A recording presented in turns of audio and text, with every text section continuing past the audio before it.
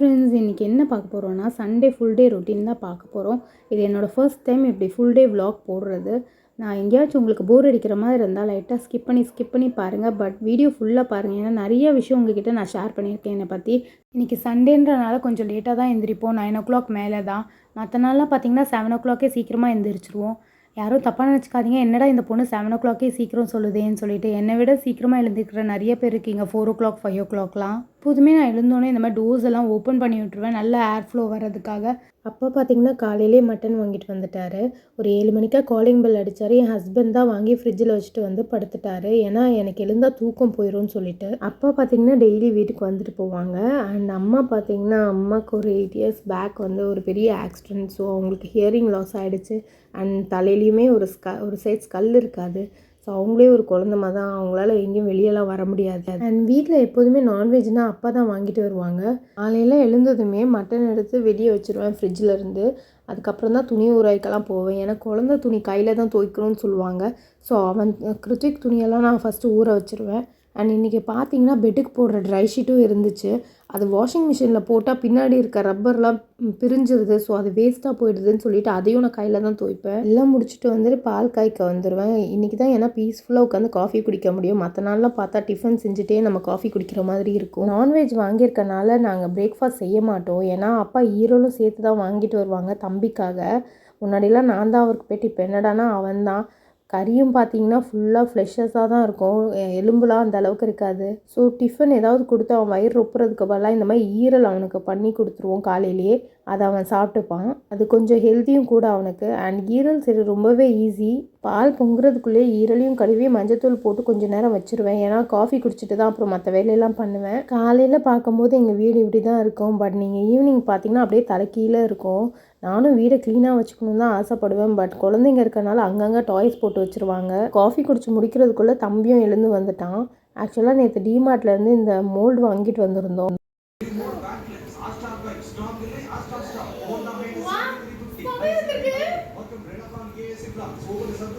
தெரியாதனமாக உனக்கு இதில் ஐஸ்கிரீம் பண்ணி தரேன்டான்னு நேற்றே சொல்லிட்டேன்.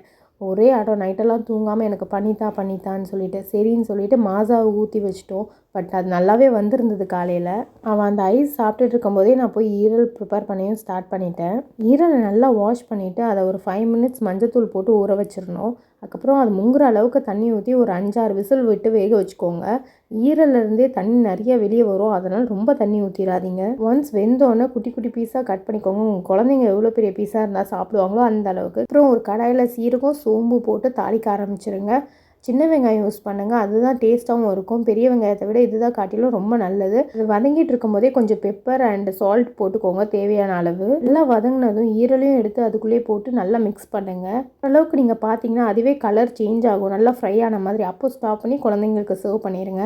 நான் பார்த்தீங்கன்னா நான்வெஜ்லாம் சாப்பிட மாட்டேன். ஸோ நான் மேரேஜ் ஆகி ஒரு 2 years வரைக்குமே நான்வெஜ்லாம் குக் பண்ணாமல் தான் இருந்தேன். ஏன்னா எனக்கு அது வாஷ் பண்ண கூட தெரியாது. பட் தம்பி பிறந்ததுலேருந்து அவனுக்கு சரி ஹெல்த்தியாக வளர்க்கணும்னு சொல்லிட்டு அவனுக்காக தான் எல்லாமே நான் இன்ட்ரெஸ்ட்டோடு கற்றுக்கிட்டு இப்போ எல்லாமே எனக்கு தெரிஞ்ச அளவுக்கு நான் நல்லாவே பண்ணுறேன். இது அப்படியே கிண்ணத்தில் போட்டு நான் தம்பிக்கிட்ட கொடுத்துருவேன். அவன்கிட்ட கொடுத்தா அவனே இதை எடுத்து சாப்பிட்டுப்பான். ஸோ அவன் சாப்பிட்டுட்டு இருக்க கேப்லேயே நான் போய் துணியும் துவச்சி முடிச்சிடலாம். அதனால் வைக்க ஒரு கொஞ்சம் டைம் ஆகும். ஸோ சீக்கிரம் துவச்சி முடிச்சா தான் குழம்பு வைக்க முடியும்னு சொல்லிட்டு ஈரல் செஞ்சு முடிச்ச கையோடு நான் சாதத்துக்கும் உள்ள வச்சுட்டேன். தம்பி துணி துவச்சி முடிச்சோடனே டிட்டாயில் ஊற வைப்போம். பட் இன்றைக்கி பார்த்தீங்கன்னா சஷ்வின் நான் தான் ஊற்றுவேன்னு சொல்லி ஒரே ஆடும் சரின்னு சொல்லி அவனை ஊற்ற விட்டேன். துணி துவச்சிட்டு குளிச்சுட்டு வரதுக்குள்ளே பார்த்தீங்கன்னா தண்ணியும் நல்லா கொதிச்சிருச்சு.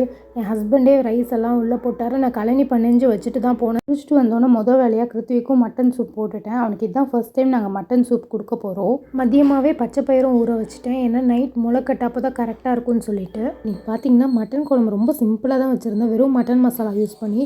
பட் இது டேஸ்ட் வைஸ் பார்த்தீங்கன்னா ரொம்ப சூப்பராக இருக்கும். நான்வெஜ்லாம் செய்யும்போது கொஞ்சம் எண்ணெய் எக்ஸ்ட்ராவே சேர்த்துக்கணும். அதில் பட்டை கிராம்பு ஏலக்காய் பிரிஞ்சி இலை சோம்பு கொஞ்சமாக சேர்த்துட்டு நல்லா வதக்கணும். வதக்கும்போது உங்களுக்கு லைட்டாக ஒரு ஸ்மெல் வரும். ஸ்மெல் வந்தோடனே சின்ன வெங்காயம் சேர்த்துக்கோங்க. சின்ன வெங்காயம் மட்டும்தான் சேர்க்கணும், பெரிய வெங்காயத்துக்கு சேர்க்கக்கூடாது. அண்ட் தக்காளி போட்டு நல்லா வதக்குங்க. நான் கிரேவி கன்சிஸ்டன்சி வந்தோடனே மட்டனை சேர்த்துக்கோங்க. நாங்கள் வந்து உருளைக்கிழங்கு சேர்ப்போம். உருளைக்கிழங்கு சேர்க்கும்போது இன்னும் கொஞ்சம் டேஸ்ட்டாக இருக்கும். உங்களுக்கு வேணால் சேர்த்துக்கோங்க. இப்போ உப்பு காரம்லாம் செக் பண்ணிவிட்டு குக்கர் மூடி வச்சுருங்க. ஒரு 5-6 விசில் வந்தால் போதும். இப்போ கடை வச்சுருக்கனால மதியமாக சாப்பிட வருவாங்க. அப்போ தம்பியையும் அம்மா வீட்டுக்கு ஒரு 1/2 மணி நேரம் கூட்டிகிட்டு போயிடுவார். ஆக்சுவலாக சஷ்வினுக்கு எங்கள் அப்பா கிருத்விகை கொஞ்ச நாளே பிடிக்காது. ரொம்ப கோவம் வரும். கிருத்விக் பிறந்திருந்த அந்த 2-3 மாதம் நாங்களும் ரொம்ப கஷ்டப்பட்டோம் 2 பேரையும் சேர்த்து மேனேஜ் பண்ணுறதுக்கு. இப்போ தான் கொஞ்சம் கொஞ்சமாக நம்ம தம்பி நம்ம தான் பார்க்கணும்னு சொல்லி மாறிட்டு வரான். அவன் எங்கள் அப்பா கூட போயிருந்த கேப்லேயே வந்துட்டு கிருத்விக்கும் சாப்பாடு ஊட்ட ஸ்டார்ட் பண்ணி வெறும் ரைஸில் மட்டன் சூப் போட்டு பிளெண்ட் பண்ணி கொடுத்துட்டேன். அண்ட் பாதி வச்சுருந்தா அது ஈவினிங்காக சூப்பாகவே கொடுத்துடலான்னு சொல்லிட்டு அவனுக்கு சாப்பாடு ஊட்டி முடித்த கையோட துணியையும் காயப்போட மேலே கிளம்பிட்டேன். அப்படியே என் முடியும் வந்துட்டு நல்லா ட்ரைன் பண்ணிட்டு வந்துடலான்னு சொல்லிட்டு எனக்கு முடி காயலைன்னா தலைவலி வந்துடும். எனக்கு முடி சீக்கிரமாகவே காயாது. நான் ஹேர் ட்ரையர் போட்டால் எனக்கு எதுவும் ஹேர் ஃபால் அதிகமாக இருக்க மாதிரி தோணுது. அதனால் இந்த மாதிரி வெயிலில் தான் காய வைக்கிறேன். அண்ட் எங்கள் வீட்டு மொட்டை மாடியிலேருந்து பார்த்தா குரோம்பேட்டில் ஓப்பன் பண்ண நியூ சரவணா ஸ்டோர் தெரியும். நாங்களும் போகணுன்னு தான் இருக்கோம், இன்னும் போகல. ஆக்சுவலாக நாங்கள் ஊருக்கு போகிற பிளான் இருக்குது. ஸோ அப்போது ஒரு ட்ராலி வாங்க தான் அங்கே போக வேண்டியது இருக்கும். நான் போயிட்டு உங்களுக்கு வீடியோ எடுத்து போடுறேன். துணி காய போட்டு முடிக்கவும் தம்பியும் அம்மா வீட்டிலேருந்து வந்துட்டான். அவன் வந்தோன்னா அவனுக்கு சாப்பாடு கொடுத்து கொஞ்சம் நேரம் அவன் கூட விளையாண்டுட்ருப்போம். சஷ்வின் பார்த்திங்கன்னா மதியம் தூங்கினான்னா நைட்டு தூங்கவே மாட்டான். ஒரு 2 o'clock 3 o'clock ஆகிடுவான். அதனால் இன்னைக்கு காலையில் லேட்டாக தானே எழுந்தான்னு சொல்லிட்டு மதியம் தூங்க விட மாட்டோம். தம்பி 1 வயசு 1.5 வயசுலாம் பார்த்தீங்கன்னா நைட்டு சுத்தமாக தூங்க மாட்டான். காலையில் ஒரு 3 மணி 4 மணிக்கு மேலே தான் தூங்கவே போவான். நமக்கு ரொம்பவே கஷ்டமாக இருக்கும். அவன் தூங்குற வரைக்கும் நம்மளும் முழிச்சிருக்கணும், காலையில் வேலையும் செய்யணும், ரொம்ப கடுப்பாக இருக்கும். அண்ட் இவன் பார்த்தீங்கன்னா வீட்டுக்குள்ளே உட்காந்து விளையாடுற விளையாட்டெல்லாம் அவனுக்கு சுத்தமாக பிடிக்காது. இந்த மாதிரி வெளியே அவுட்டோர் கேம் எவ்வளோ கொடுத்தாலும் விளையாண்டுட்டே இருப்பான். இங்கே ஃப்ளாட்ஸில் பசங்களாம் இருக்காங்க, இருந்தாலும் யாருமே வெளியே வர மாட்டாங்க. நாங்கள் மட்டும்தான் இந்த மாதிரி வெளியே கத்திட்டு விளையாண்டுட்ருப்போம். மேபி இப்போ எனக்கு இது கஷ்டமாக இருக்கலாம், பட் அவன் கொஞ்சம் வளர்ந்ததுக்கப்புறம் இதெல்லாம் எனக்கு ஒரு பெரிய மெமரியாக இருக்கும். வெளியே ஒரு 7 o'clock வரைக்கும் விளையாண்டுட்டு இருந்தோம். ஈவினிங்காக பார்த்தீங்கன்னா கொஞ்சம் காஃபி எடுத்துகிட்டு அவனையும் கையோடு குளிக்க வச்சுட்டேன். ஏன்னா வெளியே விளையாண்டதுக்கு ஃபுல்லாக வேர்வையாக இருப்பான்னு சொல்லிட்டு. அண்ட் நைட்டும் நல்லா தூங்குவான்ட்டு. இந்த பார்சல் பார்த்திங்கன்னா நேற்று சாட்டர்டே தான் ஆர்டர் பண்ணியிருந்தோம், இன்றைக்கே வந்துருச்சு. இதோட அன்பாக்சிங் வீடியோ நான் தனியாக போடுறேன். ஒரு 8 மணிக்கு பார்க்கும்போது பச்சைப்பயிர் நல்லா ஊறி இருந்தது. அது முளை கட்டுறது எப்படின்னு நான் உங்களுக்கு சொல்கிறேன். நான் வந்து துணியிலலாம் முளை கட்ட மாட்டேன். ஏன்னா துணியில் கட்டினா நம்ம அடிக்கடி தண்ணி ஊற்றுற மாதிரி இருக்கும். இந்த ப்ராசஸ் வந்து ரொம்ப நல்லா முளை கட்டும். அதே போல் நம்ம தண்ணி ஊற்றணுன்ற அவசியமே இருக்காது. இந்த மாதிரி ஒரு ஹாட் பாக்ஸோ இல்லை பெரிய அகலமான பாத்திரமாக எடுத்துக்கோங்க. ஜல்லடை வச்சுட்டு அந்த நம்ம ஊற வச்சுருந்த தண்ணியோடு சேர்த்து கொட்டிக்கோங்க. கீழே தண்ணி லெவல் பார்த்திங்கன்னா ரொம்ப அதிகமாக வந்துடக்கூடாது, ஓரளவுக்கு தான் இருக்கணும். அது வந்து ஜல்லடியை டச் பண்ணாத மாதிரி பார்த்துக்கோங்க. ரொம்ப அதிகமாக இருந்தால் கொஞ்சம் கீழே கொட்டிடுங்க. உங்களுக்கு பார்த்திங்கன்னா நிறைய தேவைப்படும், அதனால் நான் நிறைய குவான்டிட்டி போட்டிருக்கேன். நீங்கள் கம்மியாக வச்சாலுமே இதில் நல்லா முளை கட்டும். ஒரு வாட்டி ஈவனாக ஸ்ப்ரெட் பண்ணிவிட்டு நைட் ஃபுல்லாக மூடி வச்சுருங்க. இதை நான் நாளைக்கு காலையில் எப்படி இருக்குன்னு உங்களுக்கு காமிக்கிறேன். இப்போ மணி பார்த்திங்கன்னா 11:41 ஆகுது. நம்ம கிச்சன் எப்படி இருக்குன்னு காட்டுறேன் வாங்க. நம்ம கிச்சன் பார்த்திங்கன்னா இப்படி தான் இருக்குது. நம்ம ஒரு 12:30க்குள்ளே எல்லாத்தையுமே க்ளீன் பண்ணி வச்சுட்டு போனால் தான் காலையில் நமக்கு கரெக்டாக இருக்கும். பார்த்திங்கன்னா நைட்டு 9 மணிக்கு தான் சாப்பிட்டான். அவன் சாப்பிட்டு முடிச்சோன்னா கிருத்திகை குட்டியும் கொஞ்சம் பார்க்குற மாதிரி இருந்துச்சு. ஸோ பாத்திரம் தேய்க்க நமக்கு டைம் இல்லை. இப்போ நான் பாத்திரம் தேய்க்க போயிட்டேன்னா அவன் தூங்க மாட்டான்னு சொல்லிவிட்டு அவனை தூங்க வச்சுட்டே தேய்ச்சிக்கலான்னு சொல்லிவிட்டு அவனை தூங்க வைக்க ஃபஸ்ட் போயிட்டேன். அவன் ஒரு 11:30 போல் தான் தூங்கினான். இன்றைக்கி நான்வெஜ் செஞ்சனால கிச்சன்லாம் கண்டிப்பாக க்ளீன் பண்ணிவிட்டு தான் நான் தூங்க போவேன். நாளைக்கு தான் டீப் க்ளீன் பண்ணுவேன். எப்போதுமே நைட்டே பாத்திரம்லாம் தேய்ச்சி வச்சுட்டு தான் போவேன். நைட்டு வந்து பாத்திரம் அப்படியே கிடக்கக்கூடாதுன்னு சொல்லுவாங்க. அதுவும் இல்லாமல் எனக்கு இப்படியே போட்டு போகிறது பிடிக்காது. எனக்கு ஏதோ தேய்ச்சி வச்சா தான் காலையில் வேலை செய்யும்போது ரொம்ப ஈஸியாக இருக்க மாதிரி தோணும். என்ன வேர்த்து விறுவிறுத்து போய் நிற்கிறேன்னு பார்க்குறீங்களா? கிச்சனில் எல்லா வேலையும் முடிச்சாச்சு. பாத்திரம் தேய்ச்சி இப்போ தான் முடித்தேன். மணி பார்த்திங்கன்னா 12:30 ஆக போகுது. ஆல்மோஸ்ட் 12:30 ஆகிடுச்சு. இப்போ தான் எல்லாம் முடித்தேன். பேக் கேமில் நான் காமிக்கிறேன் பாத்திரம் தேய்ச்சி முடித்ததை.